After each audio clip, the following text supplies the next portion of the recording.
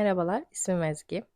Genelde klasikleri okumaktan biraz çekiniyoruz. Yani ben öyleyim. Özellikle de Rus klasiklerini okumaktan çokça çekiniyorum ben de. Ama bunu gidermek için deneme yanılma yoluyla kendime alıştırmalar yapıyorum.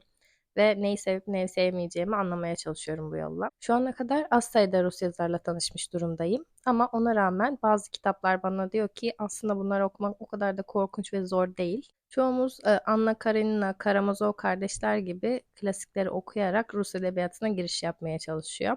Ben de onlardan biriydim esasında lise dönemlerimde ama bunun çok da doğru bir hareket olmadığına karar verdim. Çünkü çok fazla karakter olan, olay örgüsü de çok karışık olan bu kitaplardan başlamak yerine bu alana daha kolay bir giriş yapmamızı sağlayacak aslında çokça kitap var. Ben de bunlardan az sayıda birkaçıyla tanışmış durumdayım ve Rus edebiyatını bize sevdirecek kitaplarda olduğunu göstermek istedim. Bunlardan belki birkaçını biliyorsunuz, belki hepsini biliyorsunuz. Sizin de önerecekleriniz vardır belki. İnsanların bu konuda yararlanması için yorumlara yazabilirseniz çok faydalı olacağını düşünüyorum. O kitaplardan 5 tanesini şimdi sırayla göstereyim. Elimde şöyle 5 tane kitap var. Bunların hepsi aslında ince kitaplar. İnce olmaları olay örgüsü karışık olmayan ve az sayıda karakter olan kitaplar olduğunu gösteriyor. Bu romanları okuyarak aslında çok da kolayca bir giriş yapabiliriz Rus edebiyatına. İlk kitapla başlayacak olursak Tolstoy'un Ivan İliç'in Ölümü isimli bu kısa romanından bahsetmek istiyorum. 85 sayfalık bir kitap. Ne kadar hora yaşamış olursa olsun insanın asla ölmek istemediğini ve zavallıca da olsa hayata tutunmaya çalışmasını ve kendi iç çekişmelerini esasında burada görüyoruz. Çok kısa bir kitap ve çok kolay okunuyor gerçekten.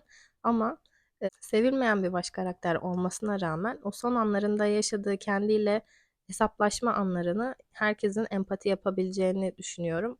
O yüzden kesinlikle herkesin beğenebileceği bir kitap olduğunu düşünüyorum bunu. Ivan Turgenev İlk Aşk isimli bir öykümüz var sırada. Bu da 93 sayfalık bir kitap. Bu da aslında oldukça yine kolay bir okuma. Yine Rus edebiyatının ortak özelliği olarak ana karakterlere çok fazla ısınamıyoruz. Ana karakterleri seviyesi karakterler yapan özellikler benim gördüğüm kadarıyla çok fazla bu karakterlere verilmemiş. O yüzden onları sevemiyoruz. Ancak demin Ivan İliç'in ölümünde bahsettiğim gibi bu ölüm duygusu burada toy bir gencin ilk aşk hisleri o karakterlere bir şekilde bizim empati yapmamızı sağlıyor. Aslında bu büyük yazarların yeteneği de burada. Yani çok basit bir olaya, çok basit bir kişiyi koyarak bizim yine de evrensel bu duyguları hissetmemizi sağlıyorlar. Burada da o genç ve toy kişinin ilk aşk öyküsünü aslında ne kadar basit bir kadın erkek ilişkisinin insanın ruhuna ne gibi fırtınalar koparabileceğini gösteren kısa bir hikaye. Dostoyevski'den Tatsız Bir Olay. 75 sayfalık kısa bir roman bu da. Oldukça ironik bir hikaye. Esasında yine insanın kibrinin ve sınıf farkının ona hissettirmeden ne gibi gaflar işleyebileceğinin böyle kısa bir anlatısı. Ve bu duyguların ne kadar evrensel olduğunu gösteriyor bize. Yani hangi dönemde ve hangi ırkta olursa olsun ana karaktere karşı hissettiğimiz ikinci elden utanç çok evrensel bir duygu gerçekten. Bunu çok severek okumuştum ve herkese tavsiye edebileceğim uzun bir öykü. Nikolay Gogol Palto.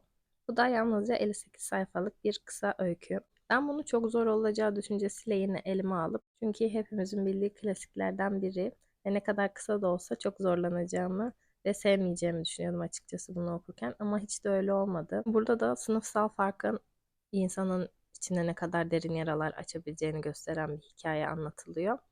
Ana karakterimize çokça acıyoruz burada. Kendi içimizde hissedebileceğimiz bir şekilde duyuyoruz onun haklı serzenişlerini. Yoksulluk ve dışsal etkilerin oluşturduğu kompleksin insan ruhuna ne kadar derin yaralar açabileceğini anlatıyor yine bize. Hiciv amaçlı yazılmış bir hikaye bu da. Çok güzel yazılmış kısa bir öykü. O yüzden kesinlikle bunu da herkese tavsiye edebileceğim kitap olarak görüyorum. Son olarak Dostoyevski'den Beyaz Geceler. Sadece 72 sayfa olan yine kısa bir öykü.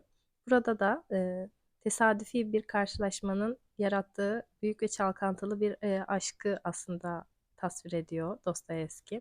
Aslında bir rüya olarak bile tasvir edilebilecek bu çalkantılı büyük aşkı öyle güzel anlatıyor ki sanki böyle destanlar yazılası hakkında bir aşkmış gibi duygular uyanıyor iki kahramanımızın içinde.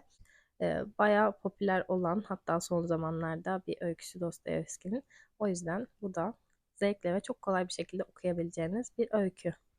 Bu şekilde kısa ve kolay okunabilen 5 adet Rus klasiği paylaşmış oldum. Sizin bunlardan okuduklarınız var mı ve varsa düşünceleriniz neler bu kitaplar hakkında? Ya da önerebileceğiniz başka kitaplar varsa yorumlara yazarsanız çok sevinirim. Farklı edebiyat türlerinden tanışmak istedikleriniz varsa onlar hakkında da böyle kısa tavsiye videoları çekebilirim. Yine yorumlarda buluşalım bu konuda da. İzlediğiniz için çok teşekkür ederim. Kendinize iyi bakın.